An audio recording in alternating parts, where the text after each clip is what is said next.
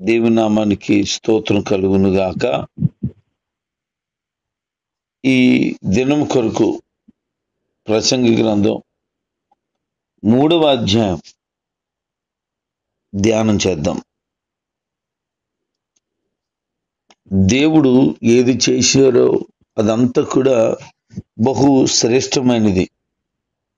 ఆదిలోనే దేవుడు ఈ భూమిని, ఆకాశాన్ని, అందరి జీవరాశులను, వృక్షములను సమస్తము చేసినప్పుడు మంచిది అని ఆయన చూశాడట.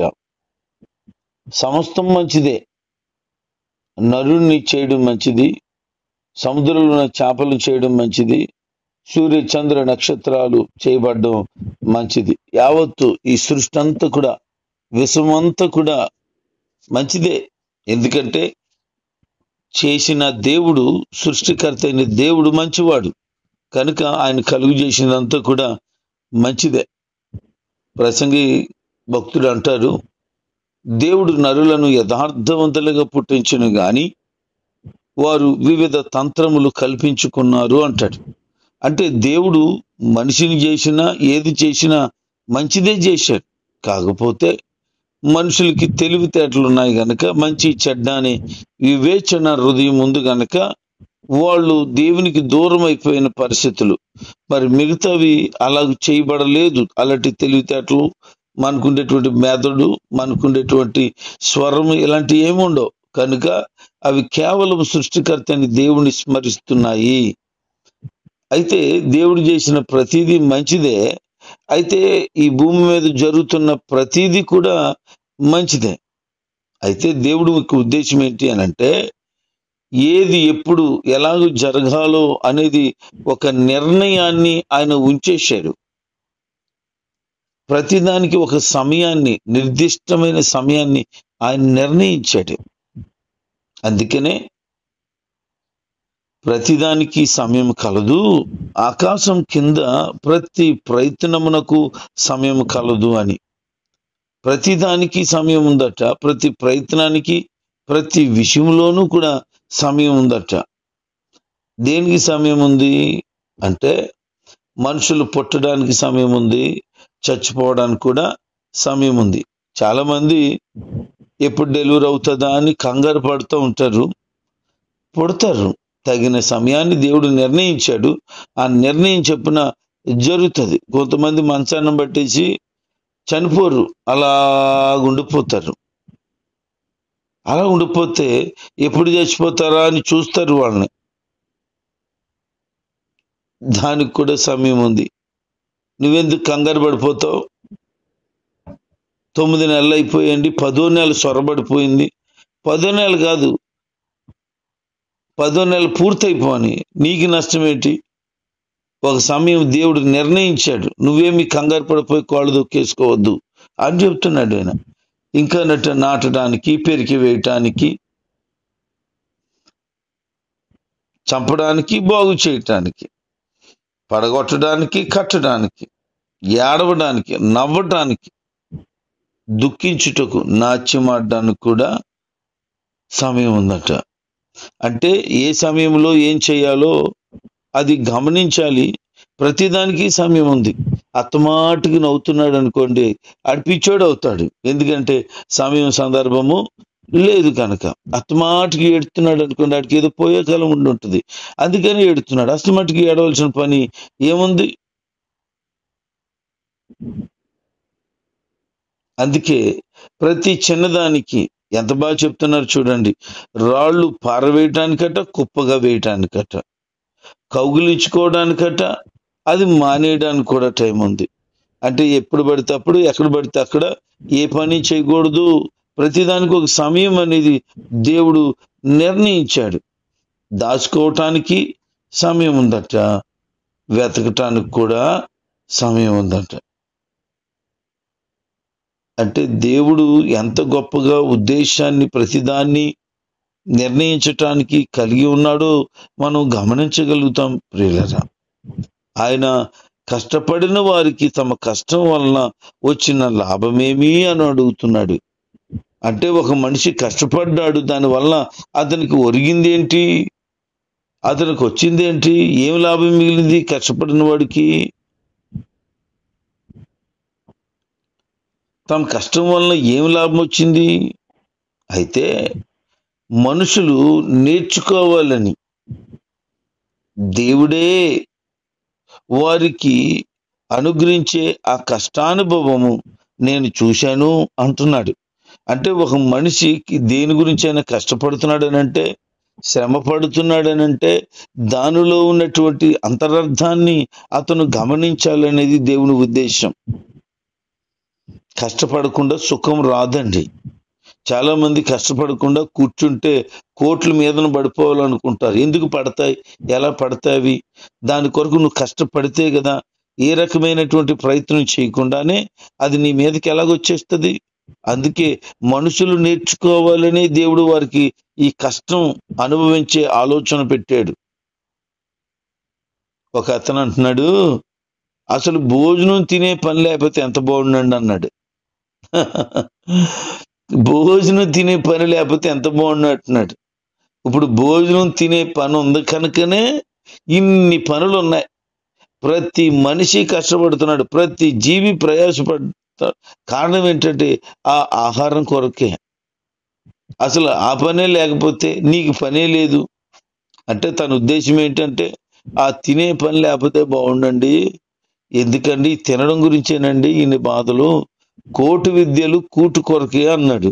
నిజమే, కోటి విద్యలు కూడా కూటు కొరకే. ఆ జానడు పొట్ట నింపబడ్డానికే రకరకాలైన ప్రయత్నాలు చేస్తున్నాడు మానవుడు. తిండి పని లేకపోతే ఉద్యోగంకి ఎందుకు వెళ్తాడు? కూలి పనికి ఎందుకు వెళ్తాడు? వ్యాపారం ఎందుకు చేస్తాడు? ఇలా ఏదైనా చేస్తున్నాడు అని అంటే ఈ భోజనం చేయడానికే కదా. దానికి ఇక పనే లేదు అని తెలిస్తే ఇక పని చేయటం వల్ల ఉపయోగం ఏంటి? వస్త్రాలు అంటావా పెద్ద ఇంపార్టెంట్ కాదు అనుకుందాం, ఆకులు కట్టేసుకొని తిరగవచ్చు. ఇకేం పని ఉంది?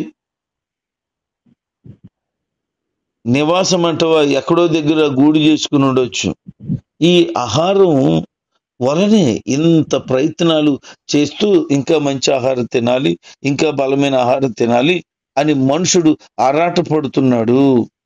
అయితే ఎందుకు ఈ కష్టం అనుభవించాల్సి వస్తుంది అని దేవుడు చెప్తున్నాడనంటే వాళ్ళు నేర్చుకోవాలి, వాళ్ళకి తెలియాలి ఈ కష్టం వలన ఇది ప్రతిఫలం వస్తుంది అని. మరి నువ్వు గమనించకపోతే ఎలాగునా? నేను కష్టపడకూడదు అని నువ్వు అనుకుంటున్నావే, మరి కష్టపడకపోతే ప్రతిఫలం ఎలాగొస్తుంది? నువ్వు నేర్చుకోవాలని దేవుడిని కష్టం పెట్టాడట. దాన్ని బట్టి దేవుని తిట్టుకోవద్దు. నేను ఇంత గొడ్లా కష్టపడుతున్నానని ఫీలింగ్ నీకు కూడా అవసరం లేదు. దేని సమయంలో ఏది జరగాలో దేవుడే నిర్ణయించాడు. అది తగిన కాలంలో తప్పకుండా జరుగుతుంది. నువ్వు కష్టపడడానికి కూడా ఒక సమయం ఉంది. ఆ సమయంలో దేవుడు నీకు తప్పకుండా సహాయం చేస్తాడు.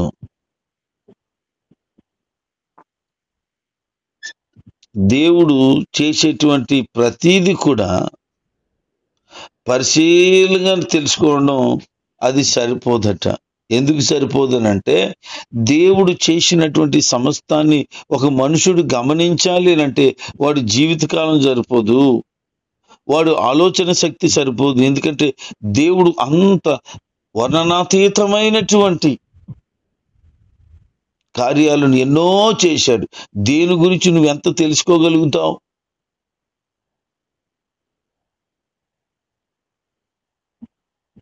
ఒక్కొక్క వ్యక్తి ఒక్కొక్క దాని మీద పరిశోధన చేస్తాడు. ఒక్కొక్క డాక్టరు ఒక్కొక్క జబ్బు కొరకు వైద్యాన్ని నేర్చుకుంటాడు. అంటే అన్నిటినీ తెలుసుకోవడం ఒకడి వల్ల కాదు. ఒక పని చేస్తాడు, ఇక ఆ పని చేయగలుగుతాడు, లేకపోతే 2-3 పనులు చేయగలుగుతాడు. ఇంకొక ఎక్స్ట్రా పని చేయలేడు, ఇంకొక 10 పనులు చేయలేడు, లేకపోతే 50 పనులు చేయలేడు. అంటే దేవుడు ఒక వ్యక్తికి ఏదైతే నిర్ణయించాడో, ఏదైతే జరగాలని దేవుడు కోరుకున్నాడో ఆ యొక్క దేవుని యొక్క నిర్ణయాలు, ఆ దేవుని యొక్క ప్రణాళికలు, ఆ యొక్క కార్యాలు గ్రహించడం అందరి వలన కాదు, ఎవరి వలన కూడా కాదట. ఎందుకంటే ఆయన కార్యాలు గుర్తుపెట్టుకోవడం, ఆయన కార్యాలను లెక్క చేయడం, ఆయన కార్యాల గురించి తెలుసుకోవడం ఒక మనిషి వల్ల కాదు. ఎందుకంటే అన్ని కార్యాలను ఆయన చేశాడు. అందుకే అంటున్నాడు, బ్రతుకు కాలములో సంతోషంగా ఉండడం కంటే, సుఖంగా బ్రతకడం కంటే ఇక శ్రేష్టమైనది మానవుల కోసం ఇక ఏదీ లేదని జ్ఞాని అని సొలొమోను తెలుసుకున్నాడు. సంతోషంగా ఉండడం, సుఖంగా బ్రతకడం కంటేనట ఇంక గొప్పదైనది ఏమీ లేదట ఈ మనిషికి. మరి నువ్వేమైపోతున్నావు? సంతోషంగా బ్రతుకుతున్నావా? సుఖశాంతులతో ఉండగలుగుతున్నావా? తెగ ఆరాట పడిపోతున్నావు. అందుకని అంటున్నాడు, ఆ బతుకు వద్దమ్మా, చక్కగా కలిగిన వాటితో తృప్తిగా ఉండటానికి ప్రయత్నం చెయ్యి. నువ్వేదైతే కలిగి ఉన్నావో దానిలో సంతోషించు. ఎందుకు లేనిపోయిన దాని కొరకు ఆరాటపడి ఉన్న ఆరోగ్యాన్ని, ఉన్న మనశ్శాంతిని కోల్పోతావు. ఆయన పరీక్షించి పరిశోధించి తెలుసుకుని చెప్తున్నాడు. ఒక అతనికి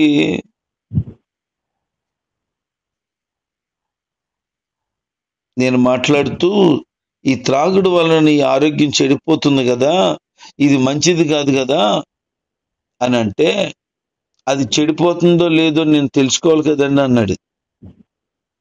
అంటే అతనికి ఏం కావాలి అని అంటే, ఏ లెవరో కంప్లైంట్ వచ్చేసి డాక్టర్ గారు చెప్పారు నువ్వు 4 రోజుల్లో పోతావు అని అంటే అప్పుడు తెలుసుకుంటాడు అనమాట.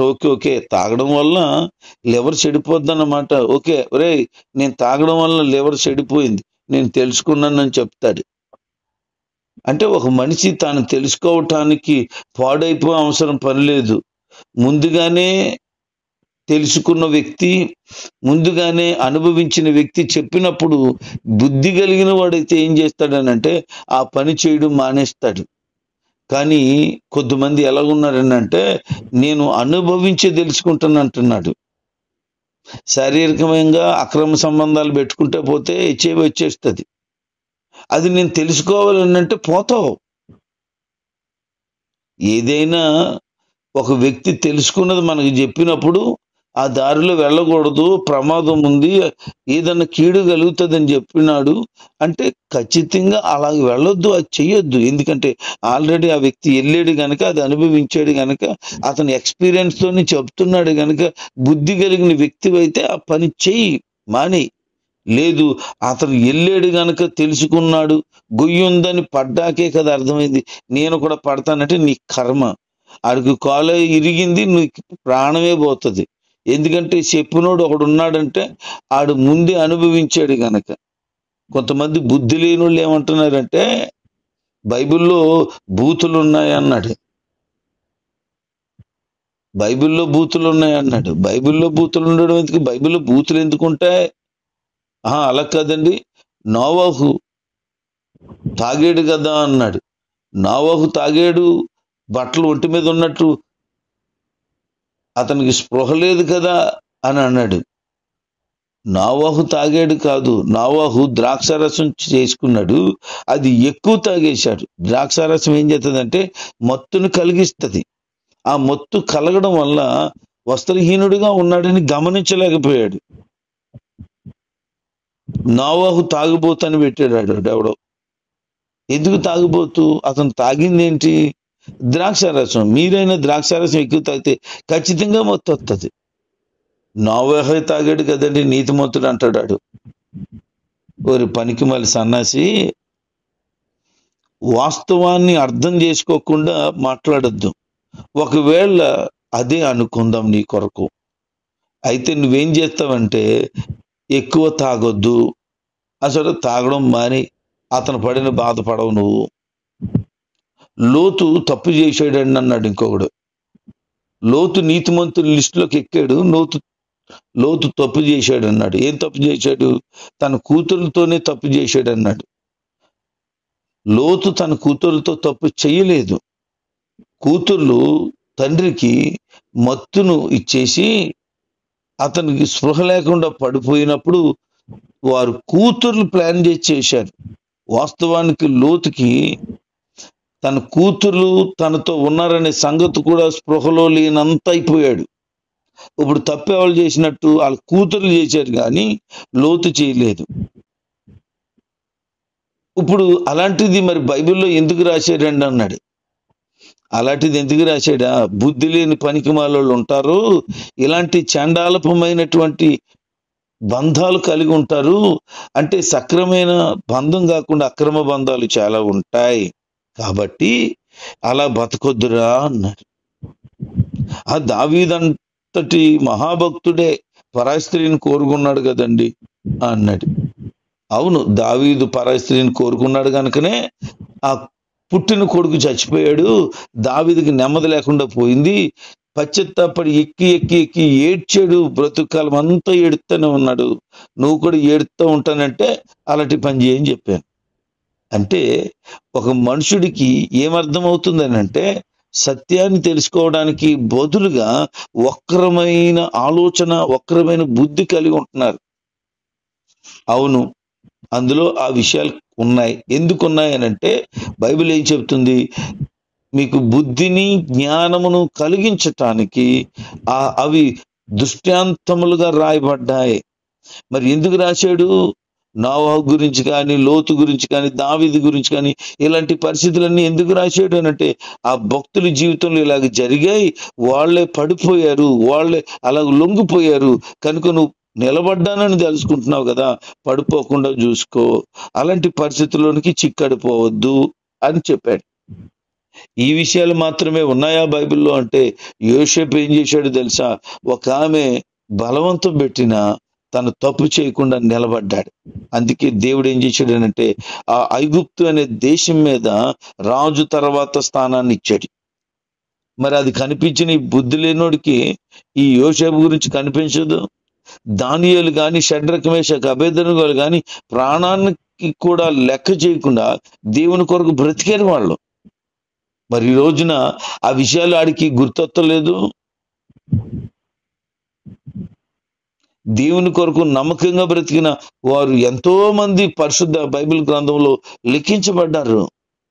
మరి అవన్నీ ఆడికి గుర్తు రావట్లేదు. ఎందుకు ఇవన్నీ జరిగాయి అని రాయబడిందంటే, వారి జీవితాల్లో ఇలాగ జరిగాయి.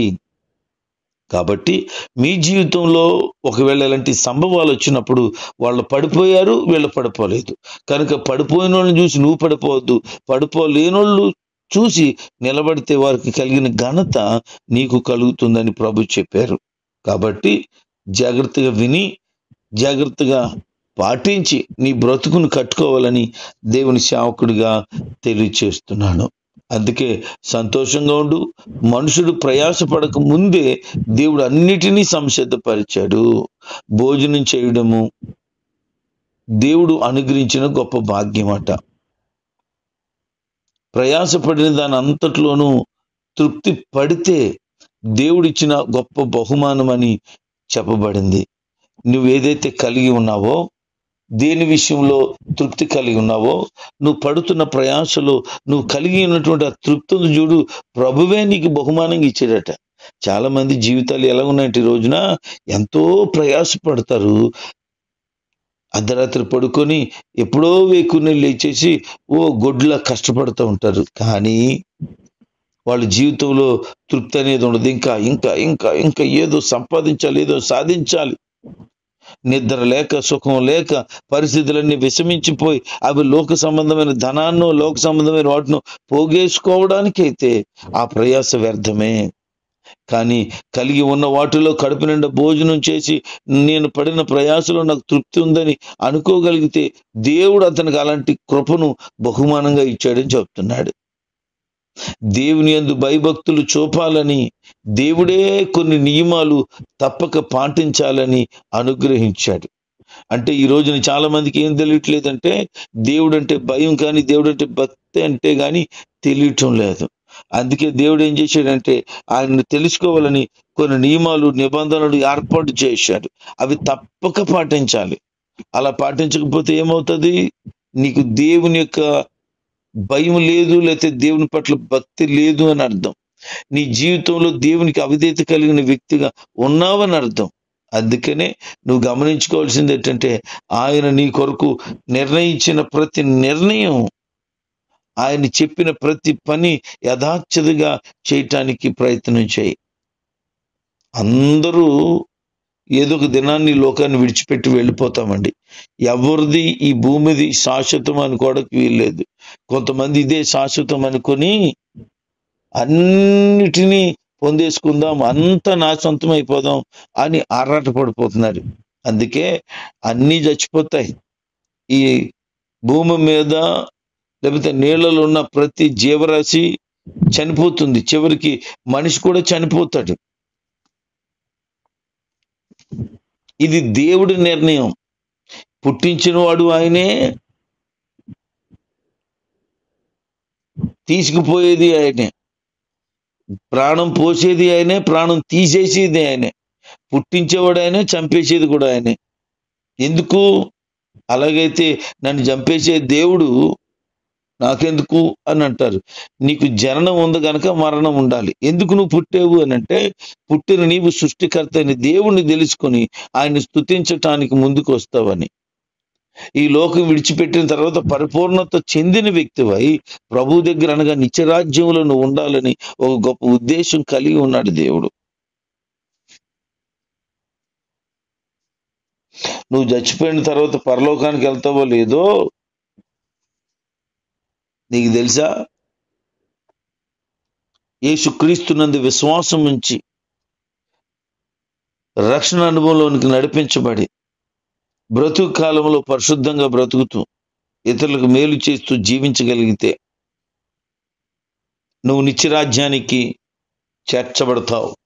కనుక ప్రభుని యేసుక్రీస్తే దేవుడు అని, ఆయనే ఏకైక పరలోకానికి వెళ్ళడం మార్గం అని